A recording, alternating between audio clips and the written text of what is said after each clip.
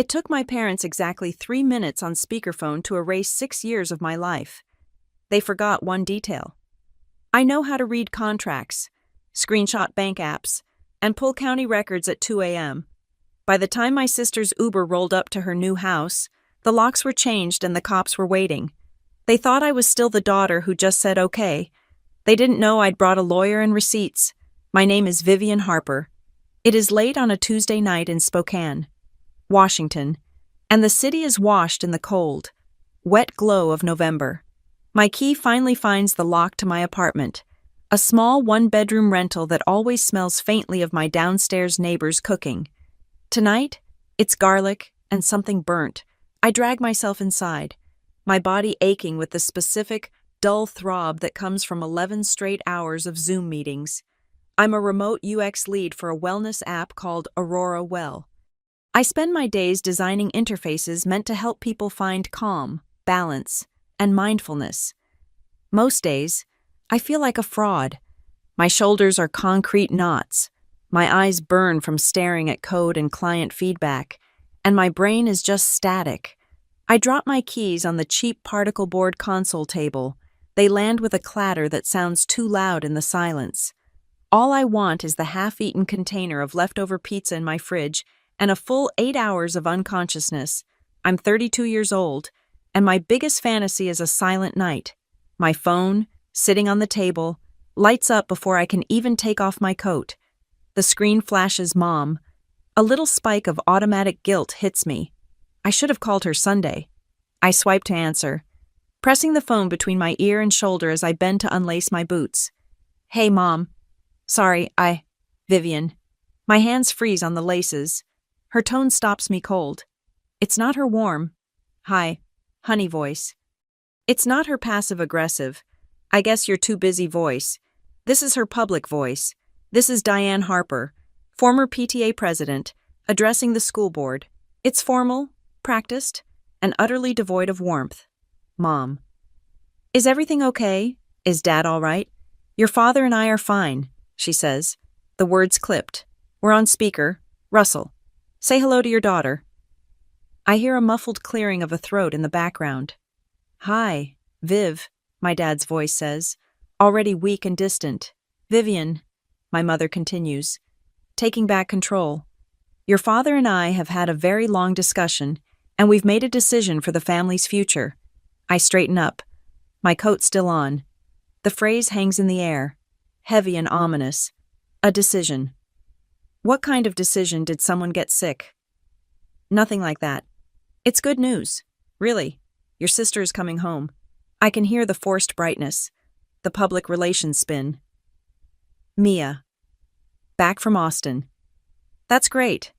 When she and Adam are driving back next week, Diane says, he proposed. They're engaged. Wow. Okay, I say, trying to process. That's fast, but good for them. Yes, Diane says. And there's a pause. I know that pause. It's the sound of a hammer being drawn back before it strikes. They need a place to start their new life. Vivian, a real home.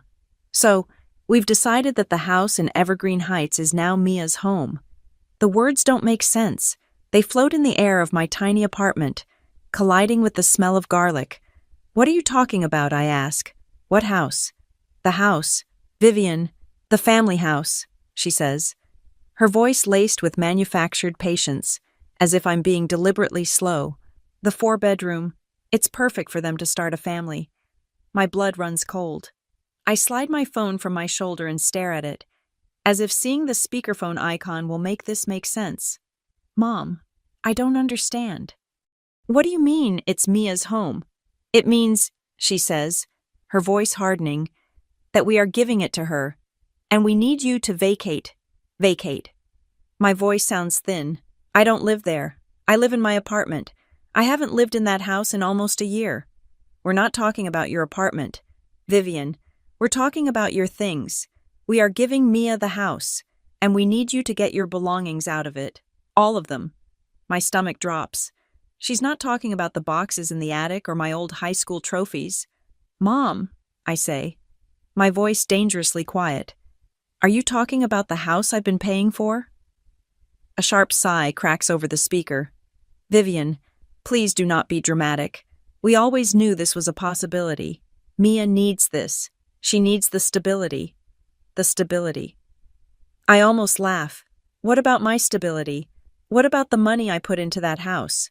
The roof?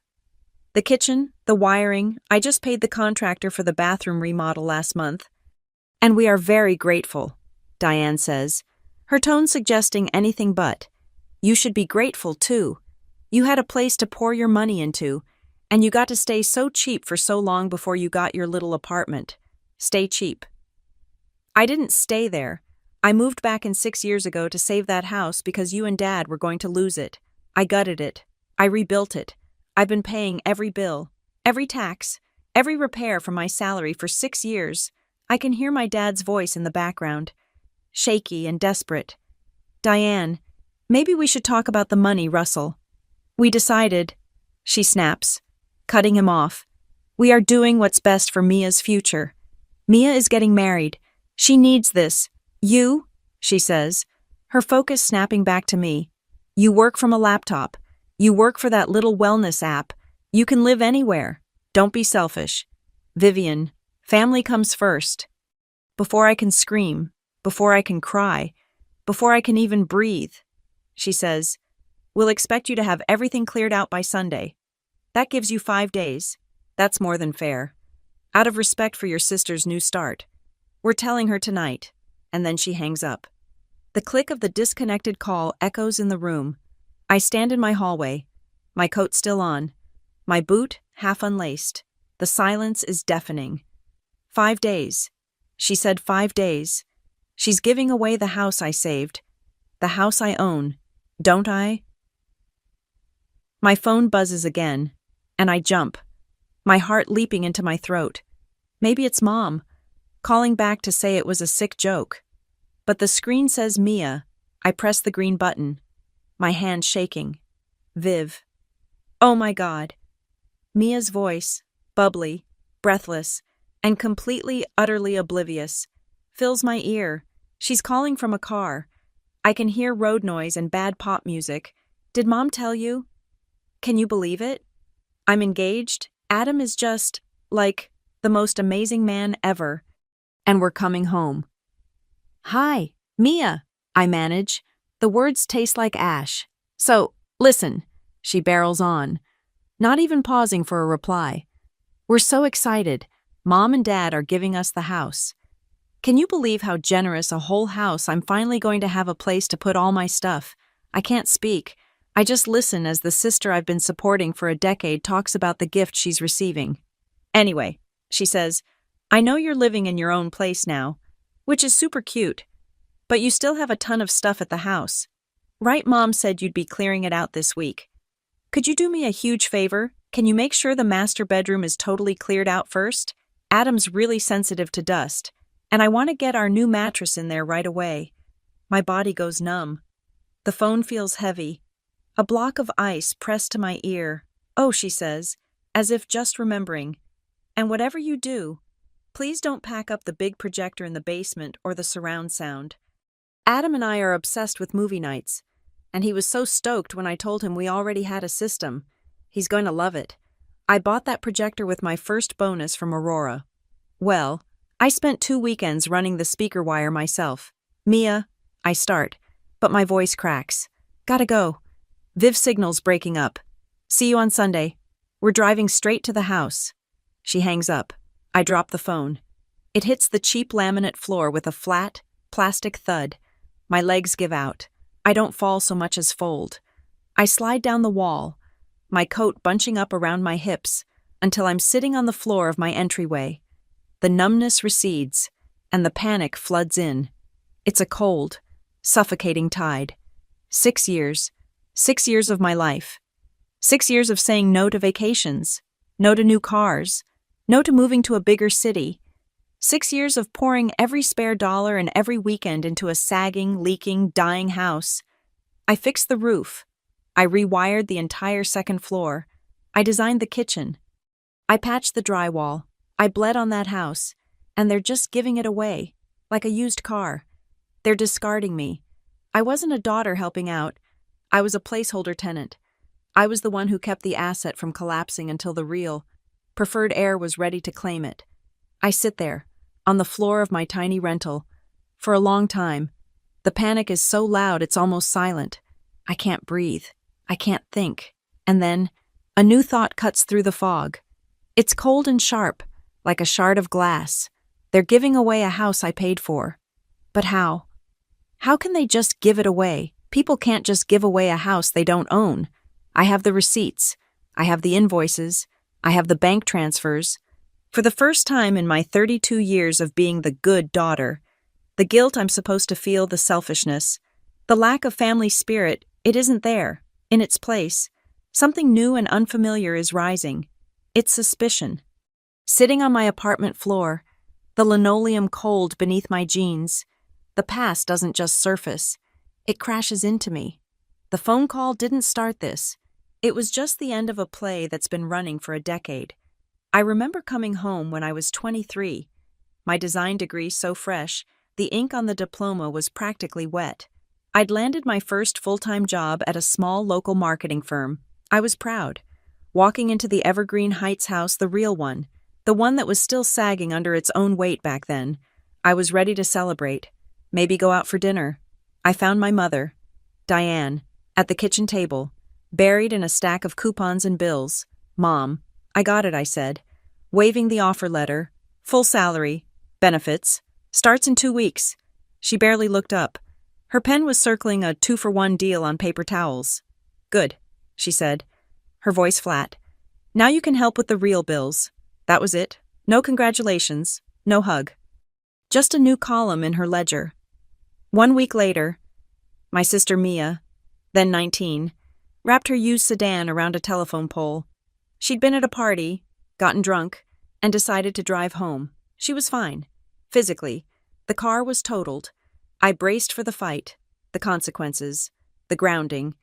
Instead, I watched my father, Russell, his face pale and shaky, co-sign a loan with my mother for a brand new, gleaming white SUV, for her safety. My dad kept muttering, as if the pole had attacked her. "She needs a safe car." And just like that, the pattern was set. I moved into my cramped childhood bedroom, the one with the faded glow-in-the-dark stars still on the ceiling, and started paying half of all the household bills. My salary, which I had been so proud of, vanished into a joint account for the mortgage, the utilities, the groceries. Mia, meanwhile, was a glittering whirlwind of potential. She bounced from city to city, funded by internships that seemed to pay nothing but required a fabulous wardrobe. Her Instagram was a curated feed of glamour rooftop bars in Austin, music festivals in Nashville, sunset yoga on a beach in Miami. I'd be scrolling through her life on my phone while sitting in my car at a Spokane grocery store, trying to figure out if we could afford the name-brand milk or if we were a generic brand family that week. Then, 6 years ago, the real crisis hit, the one that, I see now, was the trap closing. I came home from work to find both my parents at the kitchen table, looking gray. This time, there were no coupons, just official-looking letters from the county and the bank, fanned out like a losing poker hand. My mother was actually crying, real, silent tears tracking through her foundation. "We're going to lose it. Viv," my dad whispered, his voice cracking. "We're going to lose the home you grew up in." The roof was leaking. Badly. The wiring, they'd been told, was a fire hazard. The plumbing was backing up into the basement, and they were behind, dangerously behind, on property taxes. The bank was threatening foreclosure. My mother looked at me, her eyes red-rimmed and desperate. It was the most vulnerable I'd ever seen her. "We just need some help," she pleaded, "just to stabilize things, just to get back on our feet." The request was explicit. They didn't have the credit or the income to get a loan for the repairs. But I did. "If you could just move back in." "Temporarily," Dad said, leaning forward. "Just for a year. Maybe. If we could use your salary to fix the roof and catch up on the taxes, we could get ahead of this. We just need a little boost." Temporarily, that was the word they used. A life raft, not a life sentence. So I did it. I gave up my own small apartment, the one I'd had for a few years, and I moved back into the house. Temporarily became permanent so fast I didn't even see it happen. The repairs weren't small, they were catastrophic. The roof wasn't a leak. It was a full structural failure. It cost $18,000. The bad wiring wasn't a few frayed cords. It was a complete gut job. The plumber took one look at the main stack and just laughed. That was another $26,000. Gone. And the kitchen. My God, the kitchen. It was a dark, cramped nightmare from the 70s. My mother had complained about it my entire life. So, I redesigned it. I took it down to the studs. I told myself it was an investment. $40,000, my entire savings, and then some. I spent my weekends not at bars with friends, but at hardware stores, comparing grout prices. I learned how to patch drywall, how to lay tile, how to install a dishwasher. My hands were perpetually cracked and stained with paint, and I kept records. I'm a UX designer. I live in spreadsheets. I kept meticulous track of everything. Every contractor invoice, every Home Depot receipt, every single bank transfer from my personal account to the house fund. A few times, usually after a massive bill was paid, I'd try to breach the subject. Mom, I'd say, we should probably talk about, my stake in this. Maybe we should put my name on something. She would brush it off with a laugh, like I'd told a silly joke. Oh, Vivian, don't be so cold. You're not a landlord. You're family. We don't put blood on paper. This is your home. My home. It never felt like mine. It felt like a job site. Meanwhile, Mia would video call from a boat in Florida or a ski lift in Colorado. You're so good with money. Viv, she'd chirp, her face tan and smiling. I'm just hopeless with all that adult stuff. It's amazing what you're doing for Mom and Dad. I'd be sitting on a drop cloth, covered in sawdust, skipping another vacation to pay for their new roof, and I'd just smile. Someone has to be the grown-up. Mia. Twice, I was offered promotions at work, big ones. One was in Seattle, one in San Francisco. Both would have doubled my salary. Both would have required me to relocate. I brought the Seattle offer to my parents, thinking maybe this was my chance. Maybe they were finally stable. My mother's face crumpled. Seattle, she'd said, her voice trembling. You'd leave us now. After everything, we're not as young as we used to be. Vivian, your father's back as well. Leaving now would be like abandoning us. I guess we just have to sell. The guilt was a physical thing, a hand closing around my throat. So I stayed. I turned down Seattle. I turned down San Francisco. I told myself that loyalty was more important than ambition. And under my hand, under my spreadsheets and my sweat, the house transformed. The sagging, leaking relic became a Pinterest-worthy craftsman. I refinished the hardwood floors myself, sanding them down until my arms felt like they would fall off. I designed and paid for custom-built open shelving in the living room. I put in a deep farmhouse sink. I installed a smart thermostat. I paid for all of it. I see it clearly now. Sitting here on my floor, I see the whole con. I wasn't a daughter. I was a resource. I was the walking, talking life support system for the house, for my parents' comfort, for their financial security. I was the dependable, boring utility, and Mia was the brand. She was the one they had to keep polished, the one who reflected their success back at them. She was the investment in their image, while I was just the one paying the interest on their bad decisions. And now, the house is fixed. It's valuable. It's beautiful. And the brand is ready to move in. The utility is no longer required. I finally get up from the floor, my knees cracking in protest. The numbness is gone, replaced by a cold, vibrating anger. I grab my phone, my fingers fumbling with the screen. I can't call my parents back. I can't talk to Mia. I need someone who speaks my language, the language of facts and logic, not the twisted dialect of family first that's always meant Vivian last. I open my voice memos and hit record. I just start talking, pacing the tiny confines of my living room, the words spilling out in a torrent of disbelief and fury. I detail the phone call from my mother, the 5-day deadline, Mia's bubbly request for my projector. I explain the 6 years of work, the roof, the kitchen, the wiring. I probably sound hysterical. A woman pushed past her breaking point. The voice message is 7 minutes long. I send it to Tessa Grant. Tessa has been my best friend since college. We survived a brutal design program together, but where I went into the soft, subjective world of user experience, she went for the hard lines of the law. She's a real estate and estate planning attorney in Seattle now, and she's as sharp as a box cutter. My phone doesn't buzz with a text back. It rings. Instantly, I answer it, and I don't even get a, "Hi, how are you?" "Vivian," Tessa's voice says. And it's not my friend Tessa. It's Tessa Grant, Esquire. The warmth is gone, replaced by a focused, professional chill that I have, on occasion, been grateful for. Stop talking. Start listening. First question. And it's the only one that matters right now, whose name is actually on the deed to that house. I stop pacing. I sit down hard on my sofa. "I don't know." "What do you mean?" "You don't know." Her voice is incredulous. "I mean, I've never seen it." I say, the admission feeling stupid and naive as it leaves my mouth. "I've seen the utility bills, obviously. I paid them.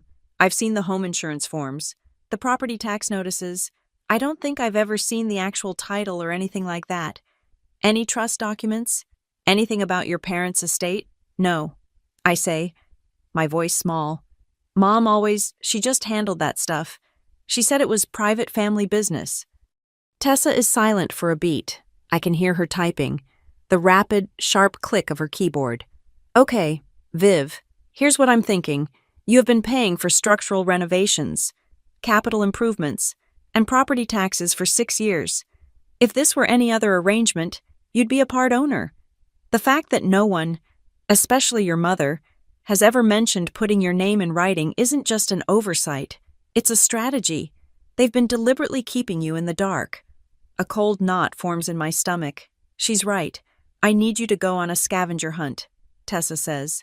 Her voice all business. "I want every single document you have that relates to that house. Scan it and send it to my secure email. I want tax notices, insurance policies, repair bids, contractor invoices. I want the bank transfers. I want screenshots of your banking app showing the transfers you labeled house fund. I even want any texts you have where they talk about the money. Anything where your mother offers to reimburse you someday. Do you have that stuff? I have all of it," I say, my voice hardening. "I have spreadsheets." "Of course you do," Tessa says. It's the first hint of our old friendship in her voice. "Good. Get to work. I'm going to start pulling public records on my end. This stops now. For the next 3 hours, my apartment becomes a war room. I fire up my old desktop scanner. I pull out the physical files I kept in a filing cabinet under my desk, the binder for the kitchen, the folder for the plumbing, the massive bulging accordion file simply labeled house, taxes, insurance. I scan page after page, invoices from Spokane Roofing, receipts from Evergreen Electrical Supply, bids from Hartford Sons Plumbing, my life, reduced to a pile of PDFs. Then I go through my email, searching for keywords, house, insurance, policy. I find an email from my mother from 4 years ago, when I was shopping for a better home insurance rate. She'd forwarded me the current policy. I open the PDF. It's a standard declaration page, but the name listed as the insured party makes me pause. It's not Diane and Russell Harper. It's the Harper Family Revocable Trust. "Tessa," I say. My phone pressed to my ear. I'd called her back. "I found an insurance policy. It says the owner is the Harper Family Revocable Trust. What does that mean?" "It means the house isn't owned by your parents directly," Tessa says, her typing speeding up. "It's owned by a legal entity. Your parents are likely the trustees, the managers of the trust, but that doesn't necessarily mean they are the beneficiaries, the people who get the stuff. Send it to me, now." I email the file. There's a problem. Though, I say, scrolling, the PDF. It's missing the last page, the one that usually lists the schedule of beneficiaries. It just stops at page 5. "Convenient," Tessa mutters. Okay, I'm looking at the part you do have. She goes quiet, reading. This phrasing is odd. Page 3, it mentions successor beneficiary and some age contingencies. That's specific language. It doesn't specify Mia's name anywhere. Though, does it know? I say. Reading it with her? Nowhere. Diane and Russell may have tried to seal or obscure parts of this trust, Tessa says, thinking out loud. If they created the trust, they could have tried to amend it, but if someone else created it, they might just be trustees with limited power. I'm going to have to make a formal request to see the full document, and I'm pulling the county records electronically right now. Something isn't right here. Viv, we hang up, and I turn to the last, most painful task, the money. I log into my banking app. I set the filter on my checking account, searching for every transfer I ever made to my parents' joint account, every payment to a contractor. I sit there, on my couch, as the numbers pile up. $18,000 for the roof, $26,000 for the wiring and plumbing, $40,000 for the kitchen, $5,000 for the new water heater, $2,000 for the driveway reseal, and the monthly payments, for 6 years. I'd been sending them $1,500 a month. First, it was for the repairs. Then it was for the taxes. Then it was just helping out. I pull out a calculator. I don't need to. My design brain, the one that lives on data, is already doing the math. $130,000. That's what I've spent. Over $130,000 in cash, poured directly into that property. That's not counting the furniture I bought, the appliances, the projector Mia is so excited to use. It doesn't count the 2 promotions I turned down. It doesn't count the thousands of hours of my own labor. My hands are shaking. I print every bank statement, every transfer confirmation. I spread them all out on my tiny apartment floor. The papers cover the cheap laminate, from the kitchen to the front door, and for the first time, I'm not seeing emotional narratives. I'm not seeing helping the family. I'm not seeing being the good daughter. I'm seeing line items. I'm seeing interest rates I could have earned. I'm seeing a down payment on my own house, a real one, not a trap. I'm seeing 6 years of my life, quantified in dollars and cents, and it's a staggering sum. My phone buzzes on the coffee table. I snatch it, thinking it's Tessa. It's a text. It's 1:17 a.m. The text is from Tessa. Something's off. I'm looking at the county title report. There was a transfer of a home equity line 2 years ago, a HELOC, for $120,000. But you said they were still paying off old debt back then. I stare at the text. A line of credit. A home equity line of credit. The words lodge in my mind like a splinter of ice. 2 years ago. That's when they told me they had a medical debt from my dad's back surgery that their insurance wouldn't cover. That's when I bumped my monthly help from $1,000 to $1,500, a rising dread, cold and acidic, burns in my throat. What if they borrowed against something? What if they borrowed against something that wasn't even theirs to borrow against? I didn't sleep. I don't think I even blinked. I spent the night on my sofa, staring at the pile of receipts and bank statements spread across my floor. The words, home equity line, echoing in my head. My apartment, which had always felt like a temporary, cramped compromise, now felt like a prison cell. The sun came up, casting a weak gray light over the mess of paper, and I felt as sick as I'd ever been. My phone rang at 8:15 a.m. It was Tessa. I put you on speaker, I said, my voice a dry croak. I'd already been pacing for an hour, my bare feet wearing a track in the carpet between the sofa and the wall. Good, Tessa said. Her voice was different. It wasn't just her lawyer voice. There was something else beneath it, a low, controlled burn. Are you sitting down? You should sit down. I'm pacing. Just tell me. Okay, I'm at the Spokane County Recorder's office. I pulled the full, unredacted trust. I have it in my hand. Vivian, all 20 pages of it. I stopped pacing. And, Tessa said, taking a deep breath. The house in Evergreen Heights did not belong to your parents. Ever. It belonged to your maternal grandmother, Eleanor Hart. My heart skipped. Grandma Eleanor. She was a no-nonsense bookkeeper, a woman who had taught me how to balance a checkbook when I was 10 and how to read a W-2 form when I was 16. She was the one who bought me my first savings bond. She'd passed away almost 8 years ago. My mother, Diane, had been a wreck, but had handled the entire estate so no one else had to worry, 8 years before her death. Tessa continued, her voice clear and precise over the speaker. Eleanor created a living trust. She put the house into it. She named Diane and Russell as trustees. Yes, but that's all. They were the managers. They were given the right to live there, to maintain the property, as long as they were married and paid the taxes. But, Viv, they were not the beneficiaries. My mouth was dry. Who was the beneficiary? The trust stipulates, in clear, unambiguous language, that on the 30th birthday of her granddaughter, full ownership of the property, 100%, transfers to Vivian Elaine Harper, in fee simple, unencumbered. The air left my lungs. I sank down onto the floor, my back hitting the arm of the sofa. The papers on the floor crinkled under me. Tessa, my 30th birthday was 2 years ago. 2 years and 3 months ago, to be exact. Tessa said, translation, Vivian, for the past 2 years, you have been the sole, legal, and undisputed owner of that house. Your parents have known it. They've been living in your house, all while pretending it was theirs to give away, all while letting you sink your life savings into it. The phone call from my mother replayed in my head. We need you to vacate. We are giving it to Mia. They weren't just being cruel. They were lying.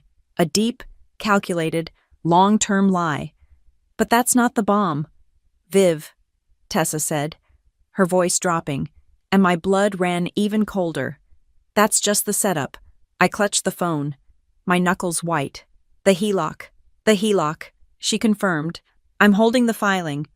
2 months after your 30th birthday, 2 months after ownership legally transferred to you and their trusteeship dissolved, Diane and Russell Harper walked into a bank. They used the house as collateral and opened a home equity line of credit for $120,000. But how I whispered, they couldn't. I was the owner. They signed the papers as if they were still trustees with full borrowing authority. They used the old, incomplete trust documents, the ones missing the beneficiary page, the one your mom conveniently emailed you. They didn't inform you. They didn't inform the bank of the ownership change. They lied. Vivian, they committed bank fraud. $120,000, the exact amount of the emergency debts and old medical bills that had suddenly appeared 2 years ago. Tessa, I said, my voice shaking so hard I could barely form the words. I've been paying them $1,500 a month, for 2 years. They told me it was to help them catch up. They told me it was for Dad's back, for tax arrears. Vivian, Tessa said, and her voice was heavy with a sorrow that cut through the legal anger. You haven't been paying off their old debts. You've been paying the interest and principal on a fraudulent loan they took out against your asset. They've been using your money to cover up their own crime. Every dollar you sent them was just cleaning up their mess, making it possible for them to keep the lie going. My knees buckled. I was already on the floor, but my body just collapsed.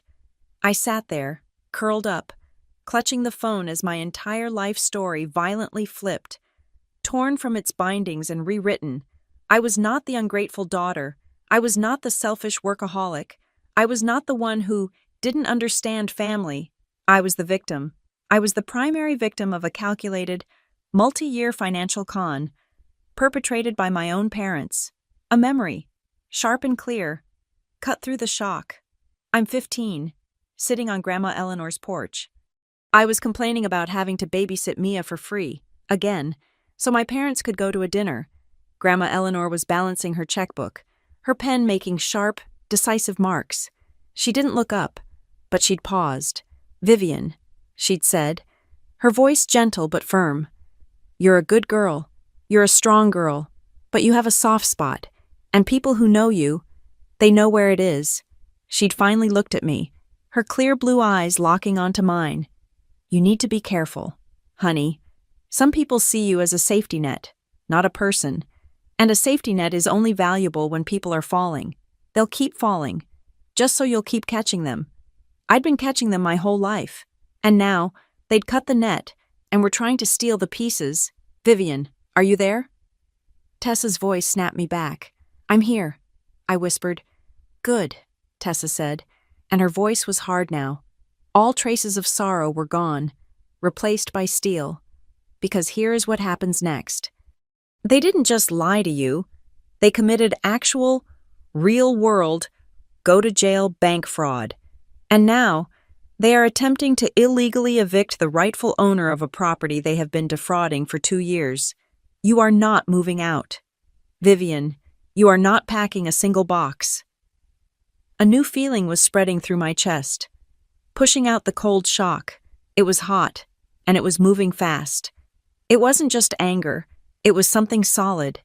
You are shutting them down. Tessa finished. I stood up. My legs were shaky, but they held me.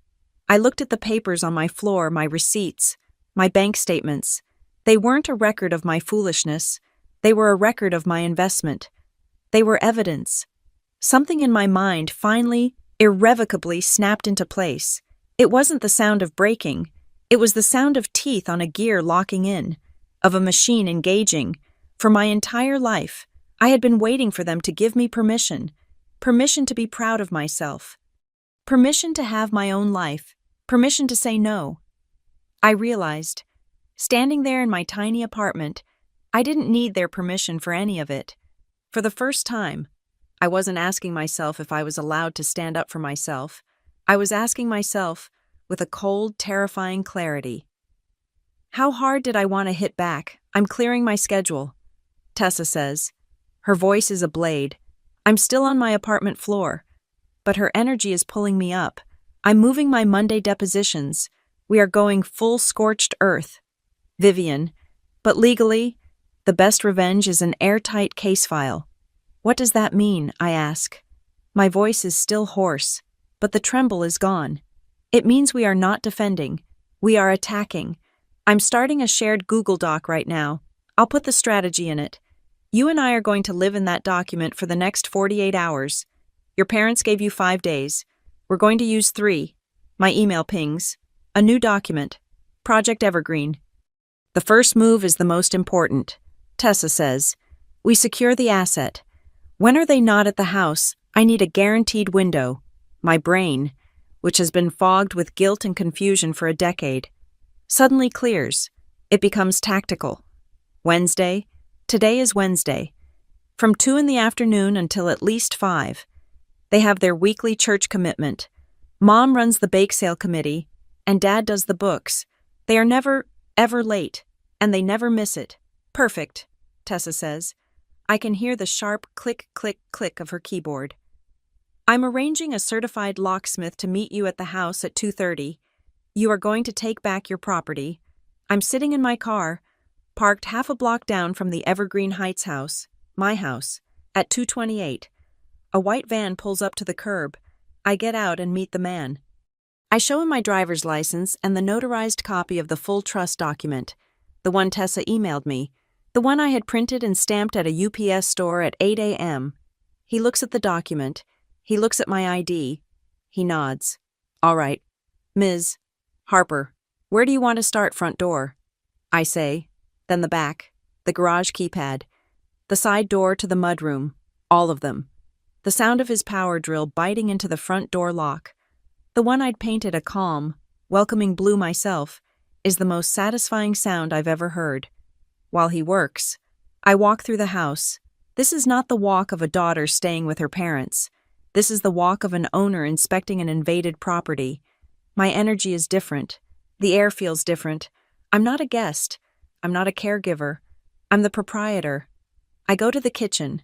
I run my hand over the quartz countertop, the one I'd saved for a year to install. My countertop.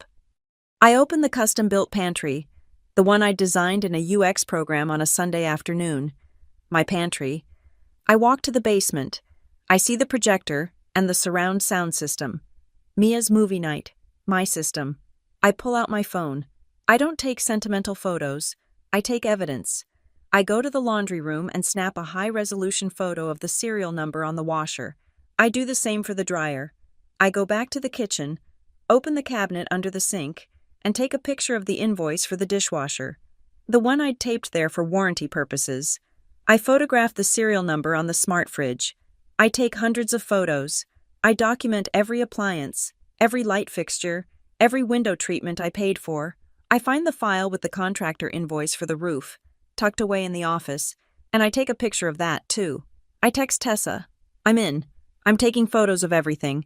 Should I start moving the small stuff, the projector? Her reply is instant. No.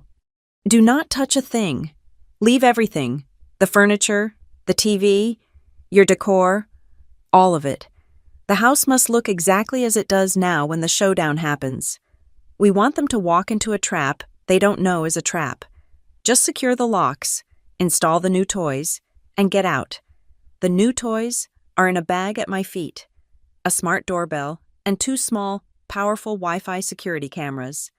As the locksmith finishes the garage keypad, I install the smart doorbell. I sync it to my phone and share the access with Tessa. I place 1 camera on the porch, hidden in a hanging plant, aimed at the front walk. I put the second in the living room window, aimed at the driveway. From this moment on, we will see them before they see us. I pay the locksmith. He hands me a ring of 4 new, shining keys. They feel heavy, solid, real. When I get back to my apartment, the adrenaline is still pounding. My phone pings. An email from Tessa. She's been busy. FYI, she writes, I have just filed a formal fraud report with the bank that issued the HELOC. I attach the full trust, the county deed transfer, and a timeline. They are very interested. I've also sent a preliminary package to the State Attorney General's Consumer Fraud Division. We're building a paper trail that could choke a horse. My job is next. The emotional evidence. I sit on my floor, plug in my phone, and start scrolling. I go back 2 years. I gather every text where my mother and father framed the HELOC payments as something else. From Mom. June of 2023. Had to dip into that secret lifeline for your father. His back specialist is just robbery. Don't you worry. Though. Context. This matches the first $10,000 HELOC withdrawal. From Dad. August 2023. Viv, your mother is stressed. We're just trying to catch up on old debts so we can get straight. That extra $500 this month was a lifesaver. Context. The interest-only payment was due. From Mom. December 2023. The property taxes are just criminal this year. We're scrambling. Context. I had already paid the property taxes directly. Myself. This was a lie. This was for the HELOC. I screenshot every single one. I open the Google Doc. I upload them, tagging each with a date and context. I see the narrative they built. The web of lies designed to frame their fraud as my family obligation. Thursday. 24 hours to go.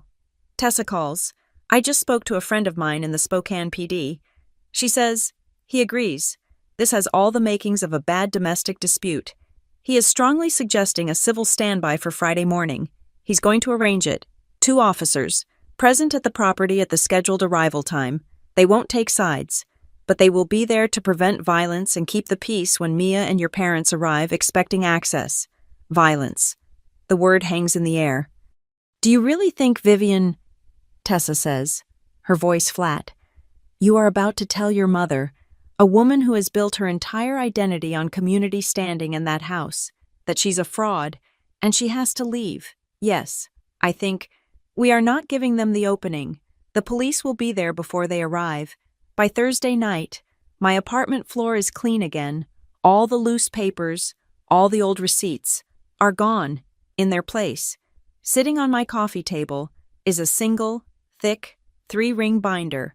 I bought it at the office supply store an hour ago. It's heavy. I made a cover page, the evergreen property documentation. I divided it with tabs, color-coded, Tab 1 Trust, the full, unredacted document from Grandma Eleanor. Tab 2. Deed, the official county record showing the transfer of ownership to Vivian Elaine Harper 2 years ago. Tab 3. HELOC, the fraudulent loan application, the withdrawal statements. Tab 4 Receipts, the big one, the kitchen, the roof, the costs. The plumbing, $18,000, $40,000. Tab 5 texts, every screenshot, printed in color, with my annotations. Tab 6 emails.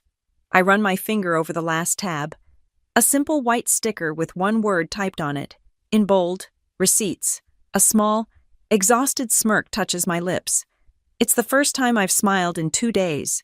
I fall asleep on the couch, my hand resting on the binder. The dread is gone. It's been replaced. I have a profound, new thought in my head. They can call me selfish. They can call me ungrateful. They can call me a bad daughter. They can call me whatever they want. I have proof. Friday morning. I wake up not in my bed, but on the couch. My hand still resting on the binder. The adrenaline has settled into a cold, hard resolve. My phone buzzes on the table. It's not a call. It's an Instagram notification. Mia. I open it. It's a cheerful, filtered selfie of her and Adam, her fiancé, in an airport terminal. The text overlay is bright pink, back to Evergreen Heights, ready to move into our forever home. She's added a ring emoji, a house emoji, and a sparkle emoji. She tagged the town. My fingers are steady. I screenshot it. I forward the image to Tessa. Her reply comes back in less than 30 seconds. Perfect. Shows expectation of ownership they don't actually have. Establishes their intent. I'm on my way. See you at 10. I am at the Evergreen Heights house by 9:45. I park my car in the driveway. My driveway a spot I've never felt entitled to use before. The binder is on the passenger seat. I don't feel fear. I feel procedural. At 10 o'clock on the dot, 2 Spokane police patrol cars roll quietly up to the curb. My new smart doorbell camera pings my phone. But I'm already outside, waiting. The neighborhood is quiet, but not that quiet. I see the curtains twitch in Mrs. Hawthorne's window across the street. I see Mr. Henderson, 3 doors down, pause his leaf blowing. This is Evergreen Heights. A public argument is theater, and the police are the opening act. 2 officers get out, a man and a woman. They look professional, calm, slightly bored. This is just another Friday for them. Ms. Vivian Harper, the male officer asks, approaching me. Yes, officer. Thank you for coming. My voice is steady. I've rehearsed this. We're here for the civil standby. Just to keep the peace. Can you verify you are the resident of this property? I don't just nod. I open the binder. I hand him my driver's license, the notarized trust document, and the county deed. According to this trust from Eleanor Hart, I say, ownership transferred to me on my 30th birthday, 2 years ago. My parents, who are the other parties expected, were the previous trustees. He scans the documents. His eyes move over the key phrases. He looks at my ID, back at the trust, and then at the deed. He nods, satisfied, and hands them back. Understood. Ms. Harper. You're the contact person for this call. We'll just stand by. They take up positions on the public sidewalk, visible but unobtrusive. They know the script. We wait for 11 minutes. At 10:11, I see it. My dad's oversized, gas-guzzling SUV. It turns the corner into the cul-de-sac, moving too fast. It's crammed to the ceiling. Suitcases, plastic tubs, a lampshade pressed against the back window. The SUV slams to a halt at the curb, parked awkwardly, half blocking the street. Mia bursts out of the passenger side before the engine is even off. She's wearing trendy leggings and a crop top. Despite the Spokane chill, God, that curb appeal is just sad, she says, loud enough for me to hear. She's talking to Adam, who is unfolding himself from the back seat. We have to paint that door. Adam, grab the big stuff. I want to see where the couch will go. My father, Russell, gets out of the driver's side. He looks exhausted, his face gray and papery. He sees the police cars, and he freezes. He stops dead, one hand still on the car door. He sees me. He sees the officers. He knows, but Diane doesn't. My mother gets out of the back seat, moving with the full force of her entitlement. She doesn't look at the police. She doesn't look at me. She is on a mission. She strides up the walkway, digging her old house key from her purse. Mia, stop ordering Adam around, she barks over her shoulder. We have to get the kitchen stuff in first. The movers will be here at noon. She reaches the front door. She jams the key into the lock, and it doesn't turn. I watch her face, the confusion. She jiggles the key, angry. She pulls it out, checks it, as if the key itself has betrayed her. She shoves it back in. Harder. The deadbolt. The new one I paid for. Holds firm. Russell, she yells, twisting the knob. This stupid lock is stuck. She slams her open palm on the door. The sound is flat and pathetic. It's not stuck. Mom. My voice cuts through the morning air. It's calm. It's clear. She spins around. Her face, which was flushed with annoyance, turns a dark, mottled red when she sees me. She finally registers the scene. Me, standing in the middle of the driveway, the thick binder under my arm, the two uniformed officers standing 10 feet away. Vivian, her voice is a sharp inhalation. What is this? What have you done? Mia and Adam have frozen by the SUV, suitcases in hand. My father is still clutching his car door, looking like he wants to be sick. What have you done?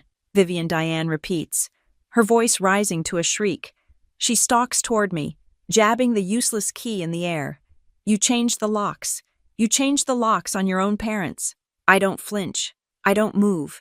You are committing elder abuse, she screams, pointing at me. That's what this is.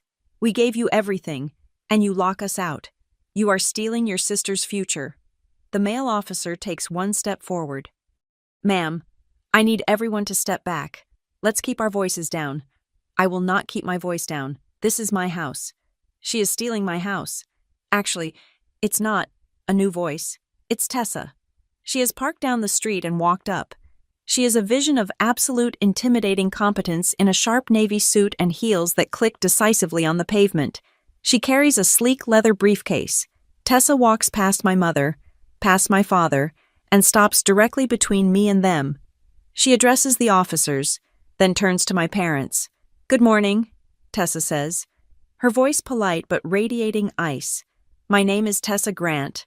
I am counsel for Ms. Vivian Harper, the owner of this property. Diane scoffs. Owner. She is not the owner. We are... Tessa ignores her and pulls a folded document from her briefcase. Diane and Russell Harper, she says, her voice becoming formal. You are hereby served with an immediate no trespass order. As you are not residents, and you have no legal claim to this property, you are considered unauthorized occupants. You are ordered to vacate the premises immediately. If you attempt to enter the property, you will be arrested. This is insane, Diane is sputtering, looking to my father, to Mia, to the officers. Russell, do something. Officer, this is our house. We have lived here for 30 years. Ma'am, we're just here to keep the peace, the female officer says, her hand gesturing for calm. I step forward. I open my binder. I don't speak to my mother. I speak to the officers. Officer, I say, handing them the copies from the first 3 tabs. This is the full text of the Hart Family Trust, which established ownership. This is the county deed, confirming the transfer of ownership to me 2 years ago. And this, I say, tapping the last packet, is the paperwork for the $120,000 home equity line of credit my parents took out against this property after I became the owner. By signing as trustees, they were no longer... The male officer takes the stack. He starts reading. His eyebrows go up. He flips to the HELOC document, then back to the trust. He looks at the age clause, then at the timestamps on the loan. He whistles, a low, soft sound. I look past him, at Mia. Her face has drained of all color. She's white as a sheet. Her mouth is open. She's looking at my dad, who is now looking at the pavement, his shoulders slumped in total defeat. She's finally realizing this isn't a homecoming, this is an arraignment. Her big, gifted, forever home is the scene of a crime, and her parents are the perpetrators. Across the street, I see the red recording light of a phone. Mrs. Hawthorne, filming discreetly from her porch. My mother sees her too. The realization of a public audience seems to push her over the edge. You did this, she screams at me. The performance is back, but it's desperate now, playing to the neighbors, to the police. You ungrateful, selfish child. We did everything for you. We let you live here. We sacrificed for you. This house was always meant for Mia. It was always for the golden child. You were just the placeholder. She finally said it, the quiet part, screamed out loud for the whole neighborhood to hear. The male officer looks up from the papers, his face set. He's heard enough. Ma'am, he says to my mother, his voice now flat, official and final. I've reviewed the documents. According to this legally filed trust, this house has belonged to Ms. Vivian Harper, and only Ms. Vivian Harper. For the past 2 years, you have no legal right to enter this property. He gestures to Tessa. You need to speak to her attorney, but for today, you and your family need to get back in your car and leave. My mother's mouth opens and closes. No sound comes out. All the bluster, all the guilt, all the tears, they are useless. For the first time in my life, I am watching my parents' manipulation hit a wall that won't bend. It's a wall of facts, of police uniforms, of notarized signatures. I stand there, the binder under my arm, and I realize with a sudden, dizzying clarity that I never needed their approval. I never needed their permission or their blessing. All I ever needed was the truth and the receipts. The confrontation ended with my parents' SUV pulling away, slowly, like a hearse. My father didn't look at me. My mother's face was a mask of pure, unadulterated hatred. Mia was just gone, a ghost who had evaporated back into the car. I went inside my house, locked my new deadbolt, and sat on the floor of my kitchen, and I just breathed for an hour. The quiet, however, was temporary. The real fallout didn't start until Saturday. That's when the flying monkeys were released. My phone rang at 9 a.m. The caller ID said, Uncle Gary, my dad's older brother, a man I'd seen maybe 5 times in the last 10 years, usually at funerals or Thanksgiving, where he'd talk about his boat.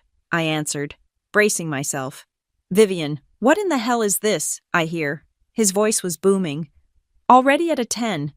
Your mother called me, beside herself. You locked your aging parents out of their own home. You put them on the street. What kind of monster did your grandmother raise? The old Vivian would have dissolved. She would have cried, apologized, and tried to explain, her voice trembling. The new Vivian picked up the binder from the coffee table. Hi, Uncle Gary, I said, my voice as calm as if I were asking him to pass the salt. It's interesting you call, because you might be able to help clear some things up. I didn't lock them out of their home. I secured my own. What are you talking about? Diane said you changed the locks and called the cops on them. That's correct. I said, I did, because the house was left to me, and only me, in my grandmother Eleanor's trust. I've been the sole legal owner for 2 years now. My parents were just trustees with the right to live here, and their trusteeship ended on my 30th birthday. There was silence on his end. I could hear his loud, boat show salesman breathing, and I continued, my voice level. I also called the police because, after I became the owner, my parents illegally took out a $120,000 home equity line of credit against my property. That's bank fraud. Uncle Gary, I have the trust, the deed, and the HELOC paperwork right here. Would you like me to email you copies? The bluster just deflated.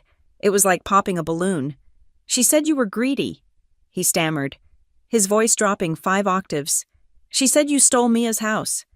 The house was never Mia's to steal. It was left to me. My parents just decided to give away something that wasn't theirs. I'm happy to send you the documents so you're not in the middle of this.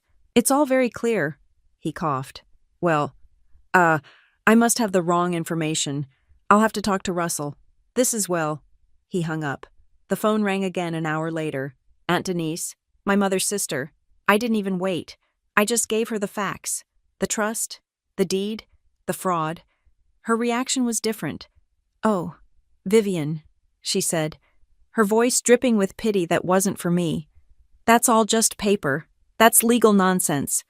The point is, they are still your parents. They raised you. They love you.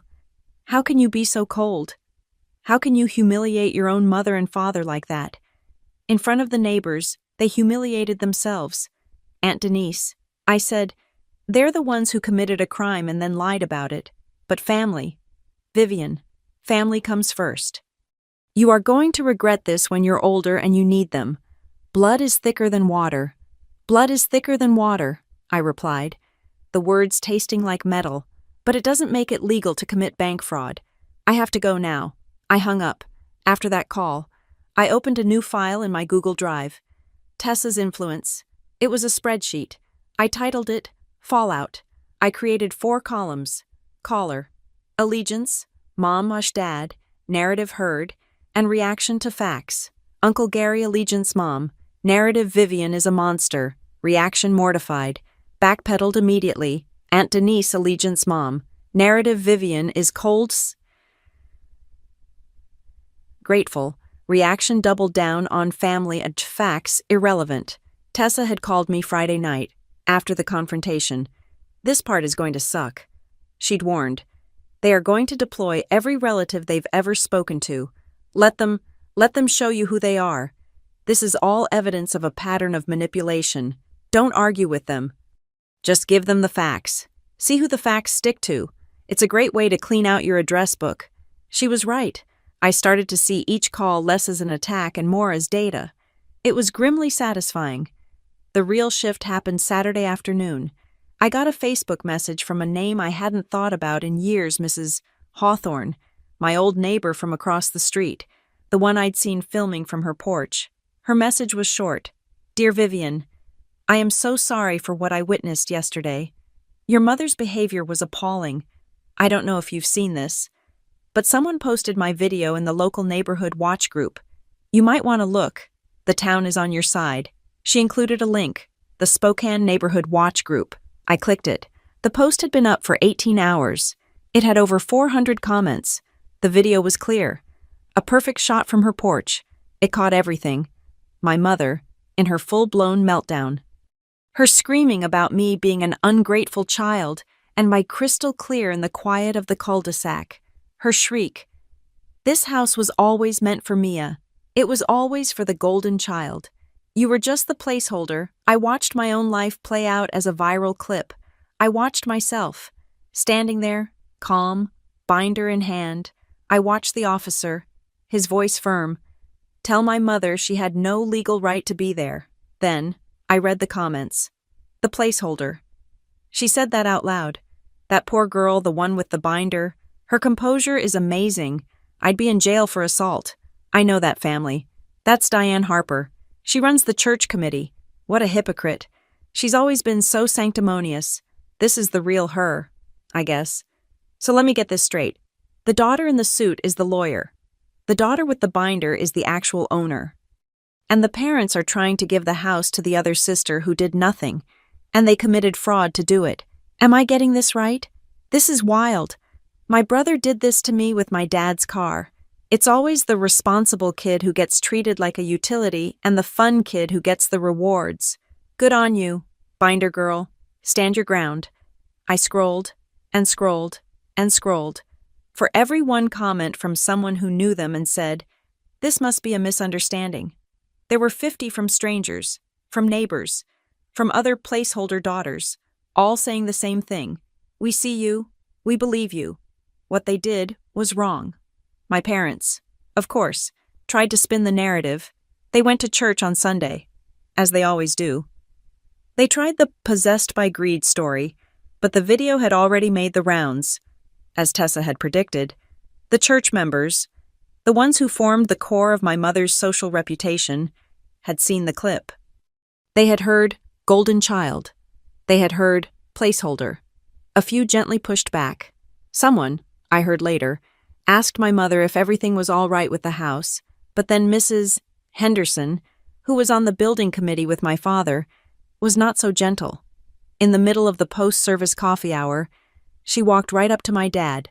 Russell, she said, her voice loud enough for the whole room to hear. I saw a very disturbing video. Is it true? Is it true? You took out a loan on property you didn't own? Because if you're handling the church's building fund, We have a serious problem. My father, I was told, turned the color of his cheap suit and resigned from the committee on the spot. But the final, most darkly satisfying piece of fallout didn't come from a relative or a neighbor. It came Monday morning, a quiet text, to my phone, from a number I didn't recognize. It was from Adam, Mia's fiancé, Vivian. I don't know what to say. I just saw the video. And Mia just told me the whole story. The HELOC, the trust. I didn't know any of this. I thought you were just being difficult. I am so sorry for what they did to you, and for my part in it.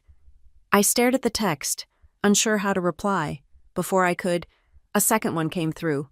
FYI, I am not marrying into that family. I'm out. I'm flying back to Austin tonight. She can keep the ring. I'm done. He dumped her. He dumped Mia via text. That night, after seeing the clip and, I assume, realizing what kind of debt and drama he was about to marry into, I put my phone down. I scrolled through the neighborhood watch comments again, through the messages of support from strangers, from other women who had been the family workhorse. I felt something I hadn't felt in my entire life. It wasn't just justice, it was community. It was the entire world, or at least the part of Spokane that had internet access, affirming that what happened to me was real, that it was wrong, and that, for the first time in my life, I was not the one at fault. The community support was a shield, but my mother was not done attacking. Humiliation, it turned out, was her rocket fuel. When the social fallout didn't bring me crawling back, she escalated from social pressure to legal warfare, or at least, her version of it. A week after the confrontation, I got a call from an unknown number. When I answered, a deep professional voice introduced himself as Detective Miles from the Spokane Police Department. "Ma'am, I'm following up on a report filed by a Ms. Diane Harper," he said, his voice neutral. "She has filed an elder abuse claim, citing financial exploitation.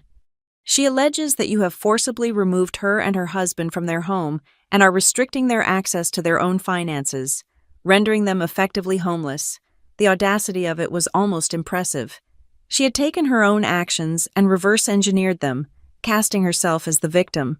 The old Vivian would have panicked, her voice shaking as she tried to defend herself against the word abuse. The new Vivian, binder owner Vivian, was just tired of her. "Detective, I appreciate you calling me," I said, my voice calm. I was at my desk in my apartment, in the middle of a workday. "I'm not surprised by this claim. It's retaliatory. The woman who filed it, Diane Harper, is my mother, and she is currently the subject of a bank fraud complaint that my attorney, Tessa Grant, and I filed last week. The house she's referring to is mine. It has been for 2 years, via my grandmother's trust. The financial exploitation she's talking about is likely her anger at me discovering the $120,000 fraudulent home equity line of credit she and my father took out on my property." There was a long, heavy silence on the detective's end. "Ma'am," he finally said, his tone shifting. "That is a significantly different narrative. I'm sure it is. Detective," I said, "if you give me your email address, I can forward you the entire package my attorney sent to the state AG. It includes the full trust, the county deed transfer, the HELOC application, and copies of the fraud report we filed with the bank. You'll find it's very thorough. My mother's story is, unfortunately, not based in fact." I gave him my email. He sounded a little stunned. I sent the entire Project Evergreen Google Doc, meticulously organized by Tessa. Less than an hour later, Detective Miles called me back. His voice was completely different. It was no longer neutral. It was sympathetic. "Ms. Harper," he said, "I have reviewed the files you sent. My apologies for interrupting your day. It's one of the more comprehensive evidence packages I've ever seen from a civilian. It's very clear who the actual victim of financial exploitation is here. So, what happens now?" I asked. "Well," he said, and I could hear the dry humor in his voice, "I'll be closing this elder abuse case, effective immediately, and then I'll be paying a visit to Mr. and Mrs. Harper to have a very serious discussion about the legal definition of filing a false police report. You won't be hearing from us about this again. Good luck to you." Ms. Harper, and nice work. My mother's first direct attack had been shut down in less than 90 minutes, but she wasn't just relying on the police. She was trying to fight my legal fire with her own. Tessa got the email first. My parents had hired Gregory Shaw, one of the most expensive and well-known estate attorneys in Spokane. He was the guy you hired when you wanted to contest a will and had a lot of money to burn. They were, apparently, spending their fraudulent HELOC money on a lawyer. Shaw's letter was formal and threatening. He was representing Diane and Russell Harper. They were prepared to contest the validity of the Eleanor Hart Trust on the grounds of undue influence. The letter strongly implied that I, Vivian, had somehow coerced my aging, frail grandmother into writing a trust that cut out her own daughter, Diane. I read the letter and felt a spike of pure, white-hot rage. Coerced Grandma Eleanor. She was the woman who taught me about budgets. She was the sanest, sharpest person I'd ever known. I called Tessa, furious. Can they do this? Can they just lie like this? Tessa actually laughed. It was a short, sharp, delighted sound. Oh, Viv, they have no idea. They just walked into the one part of this case where I'm completely untouchably bulletproof. I was hoping they'd try this. What do you mean Gregory Shaw is a good lawyer? Tessa said. He's also an ethical one. He's going on the information his clients your parents gave him. He assumes they are telling the truth. We are about to correct that assumption. I've been sitting on the Eleanor file since day one, she explained, the day she pulled the trust. She also pulled Eleanor's medical records for the 5 years leading up to her death and a detailed timeline. The trust, Tessa said, ticking off the points, was executed by your grandmother 8 years ago. Now, where were you 8 years ago? Vivian, I thought back. I was in my last year of college, in Seattle. I hadn't even graduated yet. Exactly, Tessa said. You were over 300 miles away. The trust was finalized 4 full years before your parents even asked you to move back to Spokane to help them with their finances. And according to these medical records, the year she signed it, Eleanor was in perfect health. Aside from minor arthritis, her hip fracture, the one you did move in to help her recover from, didn't happen until 2 years after the trust was already signed, sealed, and notarized. Tessa typed up a calm, polite response to Gregory Shaw. She attached her timeline. She attached Eleanor's clean bill of health. She attached my college transcripts and Seattle rental agreements. The message was clear. Your clients are lying to you. It took less than 24 hours. Gregory Shaw sent a curt, one-sentence email to Tessa, which she gleefully forwarded to me. It said, after a review of the facts, it is clear there are irreconcilable conflicts in this matter. My firm will be withdrawing as representation for Diane and Russell Harper, effective immediately. They had been dropped by their own hired gun. While my parents were failing at legal strategy, Mia was having a meltdown of her own. With Adam gone and her forever home revealed as a crime scene, she was, apparently, crashing on a friend's couch. My phone blew up with a series of long, panicked texts from her. It was a novel of self-pity. Viv, you have to help me. Adam's really gone. He won't even answer my calls. And my job. My boss saw that stupid video, the one of Mom screaming, and called me in. She said the drama is bad for their brand, and that they're downsizing. She fired me. Viv, I stared at the text. Bad for their brand. The irony was so thick I could barely breathe. Another text came through. I have nowhere to go. Mom and Dad are staying at some gross motel and they're freaking out. I can't stay with them. You have to let me stay at the house. Just for a little while. Just in one of the guest rooms. Until things calm down. Please, Viv. It's not my fault I just believed what Mom told me. I didn't know about the loan. Please don't punish me for what they did. There it was. The Mia I'd always known. The perpetual victim. And the old Vivian. The placeholder. The safety net. Would have caved. She would have said yes. She would have felt guilty that Mia lost her job. That Mia's fiancé left her. She would have taken her in. I typed one, clear message. I read it over twice. I am not responsible for fixing choices I didn't make. Please stop contacting me about housing. I blocked her number. My mother. having failed with the police and the lawyers, fell back on her oldest, most reliable weapon, public pity. She started showing up outside my apartment building. She wouldn't come in. She would just park her car across the street, in a visible spot, and sit in it, for hours. Sometimes, she would just stare at my window. Other times, she would put her head on the steering wheel and visibly, theatrically, sob. She was hoping, I knew, for a neighbor to see her. She was putting on a performance. Look at the poor, heartbroken mother, locked out by her cruel daughter. It worked. My next-door neighbor, a kind woman in her 60s named Brenda, knocked on my door. "Honey," she said, her face full of concern. "I don't mean to pry, but that woman in the car, the one who's been crying for an hour, is that your mother?" "Yes." "Brenda." "It is." I said. "Oh, you poor things," she said, her hand reaching for my arm. "It's just terrible. This family strife. She looks so heartbroken. Shouldn't you just go down and talk to her?" I looked at Brenda, this kind, normal woman, and I made a choice. I wasn't going to let the lie stand. "Brenda," I said, my voice gentle but firm, "my mother is out there because she's angry she got caught. She's angry because I discovered that she and my father committed bank fraud by taking out a $120,000 loan on a house my grandmother left to me. She's crying because I refused to let her and my sister kick me out of my own property, and because the police warned her about filing false reports." Brenda's hand, the one that had been reaching for me in sympathy, froze in midair. Her jaw dropped. "She what?"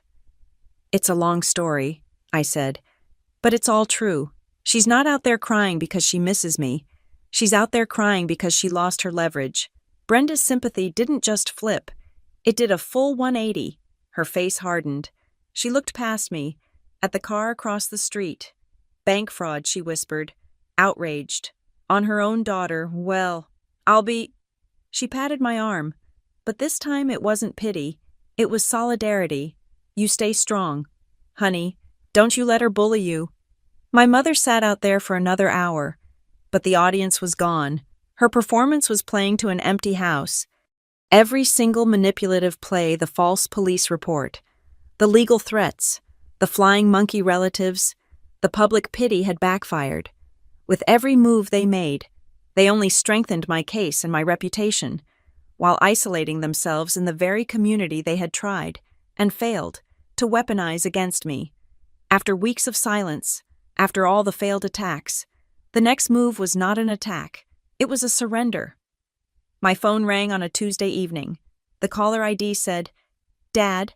I hadn't spoken to him since I'd watched him slump in defeat on the curb. I let it ring 3 times, took a breath, and answered. "Hello?" I said. Not "Hi, Dad," just "Hello." "Vivian," he said. His voice was gone. The old, booming, cheerful Russell Harper was nowhere to be found. This was a thin, reedy, exhausted voice. "Vivian, your mother and this has gone on long enough." I waited. I didn't fill the silence. I didn't help him. "This is ridiculous," he continued, fumbling for words.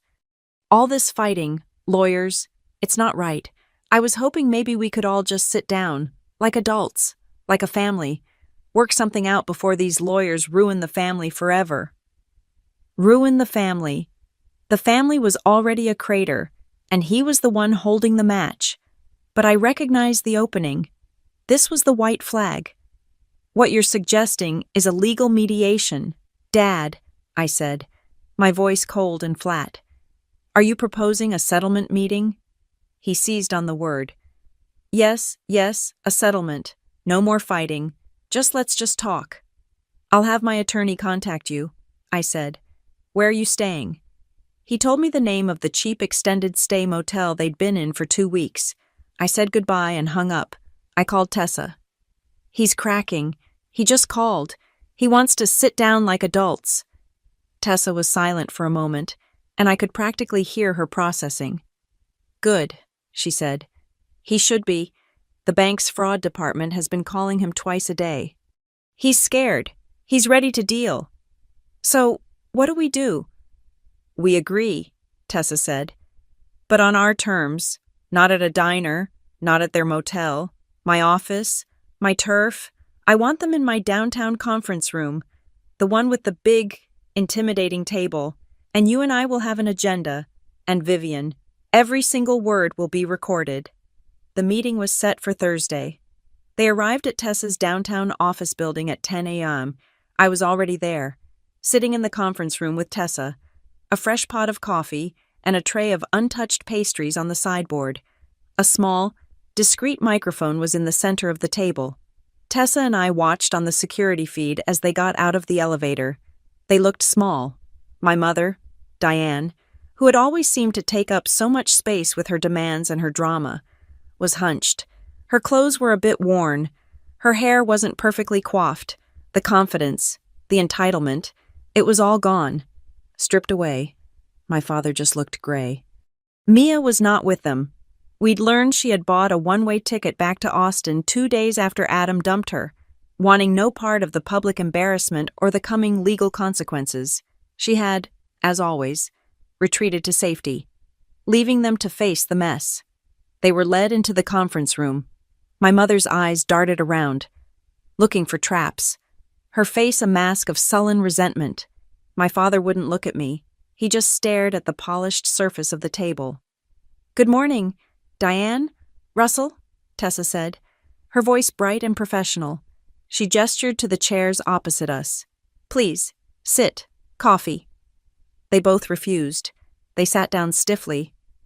"Thank you for coming," Tessa said, folding her hands on the table.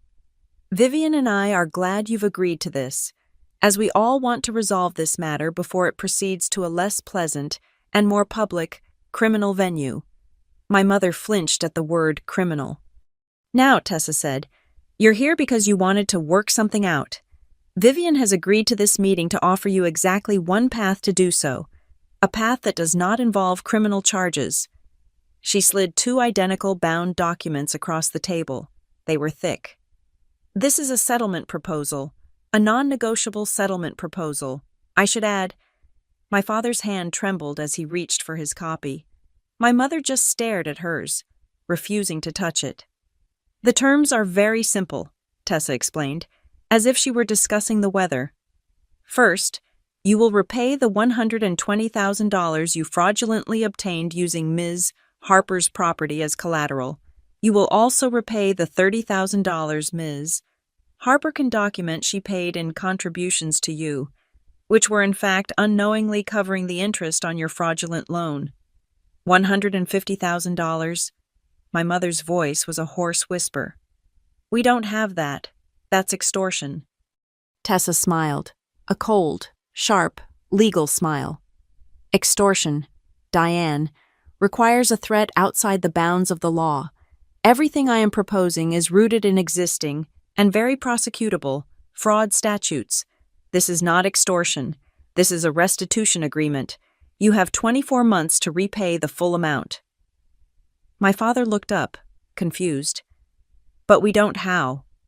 "We're aware of your financial situation," Tessa continued, cutting him off, "which is why the agreement stipulates that the house in Evergreen Heights will be sold. Ms. Harper has already retained a realtor. The first $150,000 of the proceeds will be placed in escrow to satisfy this debt. You will not see a dime from the sale." My father just looked at the table. He'd been beaten. "This brings us to point 2, Tessa said. "You will both sign a full, permanent, no-contact agreement with Vivian. You will not call her, text her, email her, or show up at her apartment or place of work, ever. You will also relinquish any and all future claims, real or imagined, to the property, its contents, and any proceeds from the sale, beyond the agreement we've outlined. And finally, point 3, Tessa said, her voice firm. You will both sign a formal, notarized acknowledgement, a copy of which is in that packet, stating that you are aware that Vivian Elaine Harper has been the sole, legal, and rightful owner of the property since her 30th birthday, and that all actions you took regarding the property after that date were done without her knowledge or consent." My father had his head in his hands, but my mother found her voice. "No," she spat. "This is insane. We're not signing this. You've poisoned her. This is all you, she said, jabbing a finger at Tessa. She's our daughter. She should be helping us. My father tried a softer route, his last, desperate play. Vivian, he said, his voice cracking. He finally looked at me, his eyes red and pleading. Please, think about the family bonds. We made mistakes. We were in fear. We were drowning in medical debt. We just borrowed against the house temporarily. We were always going to pay it back. It was never meant to go this far. The lie, the last, pathetic lie. I hadn't spoken yet. I leaned forward, my hands flat on the table. All the fear, all the guilt, was gone. I just felt empty. I have one question, Dad, I said. My voice was quiet, but it cut through all the legal talk. One question. Why didn't you just tell me? Why didn't you tell me Grandma Eleanor left the house to me? The room was silent. He just stared at me. My mother looked away, at the wall, and in that silence, I had my answer. He couldn't say, because you would have said no. He couldn't say, because you were the safety net, not the heir. He couldn't say, because we didn't want you to have it. We wanted Mia to have it. He couldn't conjure a single answer that didn't sound exactly like theft. Tessa, seeing her opening, reached for her own binder. And you see, Russell, the "we were just borrowing" narrative doesn't quite hold up, she said, pulling out a printed sheet. She slid it onto the table. It was a printout of an email from Diane to Russell, dated 3 days after my 30th birthday. I'd found it in the email account I still had access to, the one I'd set up for them years ago. This is an email from you, Diane, to you, Russell, Tessa said. In it, you refer to the HELOC you're about to apply for as our secret lifeline, and then you write, and this is my favorite part. We just have to make sure Vivian never finds out about the trust language. She's too busy with her work. She'll never look. My mother's face went white. My father looked like he'd been shot. That, Tessa said, is not borrowing. That is conspiracy to commit fraud. That is intent. She leaned back in her chair. The threat was no longer implied. It was explicit. So here's the choice, Tessa said. You sign this settlement, you agree to the terms, you pay back the money you stole, you go away, and you never speak to Vivian again. In return, she agrees not to press criminal charges. We file this as a civil matter, and it's done. She paused, letting the alternative hang in the air. Or, she said, you can refuse, you can walk out that door, and I will immediately file a full criminal complaint with the state and federal authorities for bank fraud, wire fraud, and conspiracy, and Vivian, as the primary victim, will consent to testify, and all of this, she tapped the email, becomes Exhibit A at your trial. My father cracked first. It was a small sound, a sob that caught in his throat. He realized prison was not a threat. It was a real, tangible possibility. His hands were shaking so violently he could barely pick up the pen. He fumbled with the cap, and he signed. He just signed. His signature a spidery, broken-looking scrawl. My mother sat there, frozen. She was scanning the document, her eyes darting back and forth, looking for a loophole, a hidden trap, but there was none. It was just the facts. Diane, Tessa said, her voice soft but final. It's over. My mother picked up the pen. Her hand was rigid. She signed her name. The loop on the D was an angry, sharp, defiant spike. She threw the pen down on the table, where it rattled against the microphone. I watched her sign. I watched the ink dry. And I felt the weight of 32 years of emotional blackmail, of being the placeholder, of being the safety net. Just shift. It was gone, on paper, in ink, in front of witnesses. The power dynamic was no longer a feeling. It was a legal fact. After they signed, they didn't look at me. My father stared at the tabletop. A man hollowed out. My mother just looked at Tessa. Her eyes filled with a pure, acidic hatred. It was the look of a queen who had been permanently unthroned. and she was furious not that she had done wrong, but that she had been caught.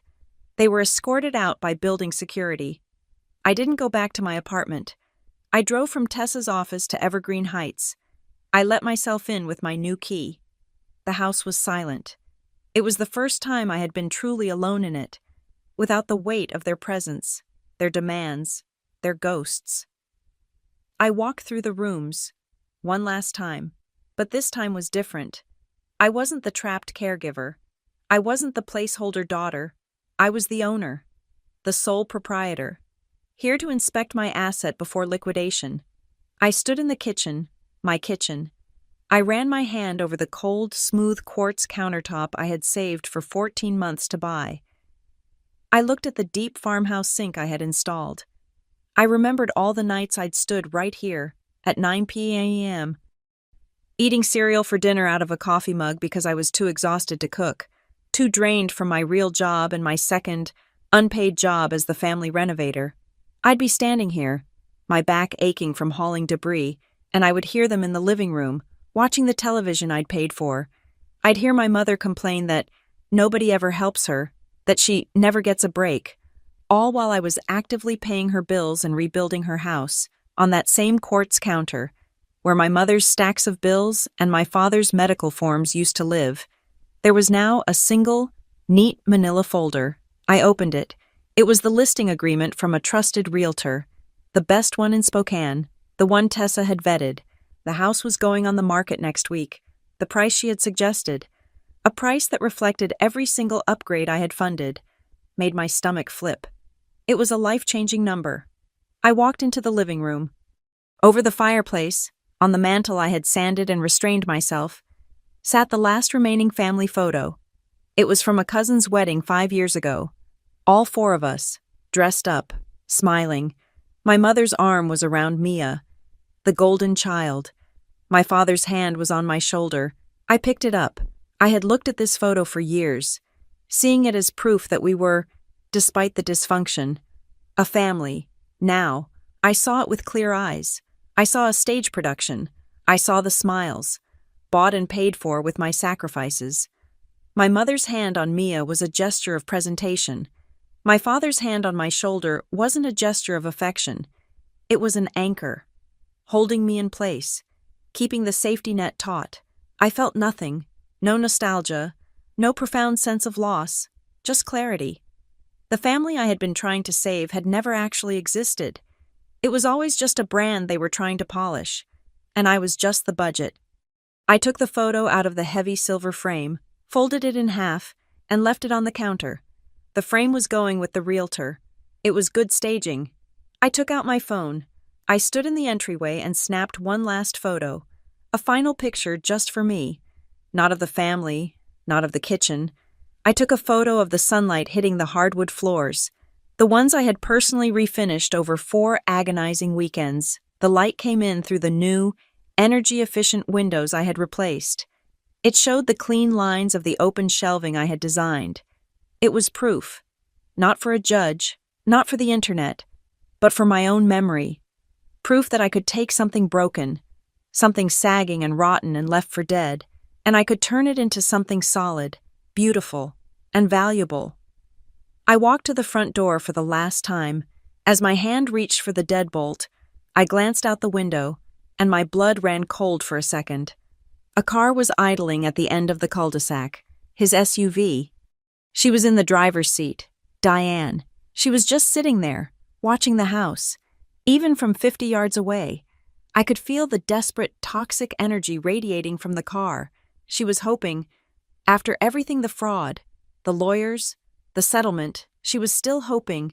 She was waiting for one last conversation, one last chance to cry, one last opportunity to rewrite the story and make herself the victim. Our eyes met. I saw her through the windshield. I saw her lean forward, her hands gripping the wheel. I just held her gaze. I didn't scowl. I didn't wave. I didn't offer her a single thing. Then, I calmly turned away from the window. I turned the deadbolt. I pulled the front door shut. The heavy, solid click of the new lock engaging echoed in the empty foyer. To me, it sounded like a full sentence. It sounded like, no more. I walked to my car, which was parked in the driveway. On the passenger seat was a large envelope, addressed to the realtor. I took the ring of new keys. The keys to the house I owned. The keys I had used to lock out the world, and I dropped them into the envelope. I licked the seal. My hand was perfectly steady. I had been bracing myself for this moment, for the breakdown, the movie-style sob session in the car, the overwhelming grief of losing my family. But it didn't come. As I put the car in reverse and pulled out of my driveway, I felt no tears, no dramatic breakdown, just relief. It was the feeling of finally putting down a backpack full of rocks, a backpack I'd been carrying for so long. I'd forgotten I wasn't born with it on. On the drive back to my apartment, my phone buzzed. A text from Tessa. "Proud of you. Dinner next week. My treat? No legal talk. Just bad reality TV, and a truly disgusting amount of carbs." I smiled. A real, actual smile. It felt new. I realized, as I turned onto my street, that I didn't need the house. I didn't need to live in it to prove I had won. The house was never the point. It was just the battleground. The proof of my victory wasn't the deed. It was in the receipts. It was in the signed settlement. It was in the fact that, for the first time in my 32 years, when I was given the choice between their survival and my own, I chose myself. I parked in my rented spot and walked up the 3 flights of stairs to my modest apartment. As I unlocked my door, I noticed something. It didn't feel small or cramped. It felt light. I stepped inside. I looked at my tiny kitchen counter. There was no stack of threatening letters. There was no paperwork about someone else's financial crisis. My voicemail icon wasn't blinking with demands. There was just quiet. A real, peaceful, earned quiet. I sat at my desk, the one that looked out over the parking lot. I opened a fresh, new notebook, the kind I used for my best design projects. I opened it to the first clean, empty page. I picked up my favorite pen, and I wrote a single line at the top of the page. "This is my life. I decide who gets a key." Thank you all so much for listening to my story. I'd love to know where in the world you're listening from. So please drop a comment below and let's share our thoughts. If you haven't already, please subscribe to Maya Revenge Stories, like this video, and show your support by hitting that hype button so this story can be heard by others who need to hear it.